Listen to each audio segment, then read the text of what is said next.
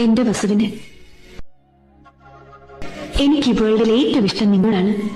പണ്ടും ഇപ്പോഴും ഇനി അങ്ങോട്ടും.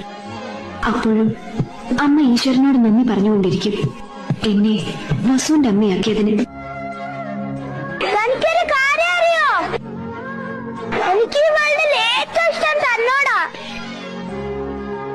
എന്നേക്കാൾ എനിക്ക് അവനെ അറിയാമായിരുന്നു.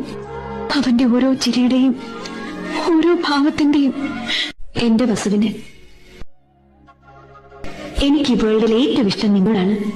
പണ്ടും ഇപ്പോഴും ഇനി അങ്ങോട്ടും. അപ്പോഴും അമ്മ ഈശ്വരനോട് നന്ദി പറഞ്ഞുകൊണ്ടിരിക്കും എന്നെ വസുവിന്റെ അമ്മയാക്കിയതിന്.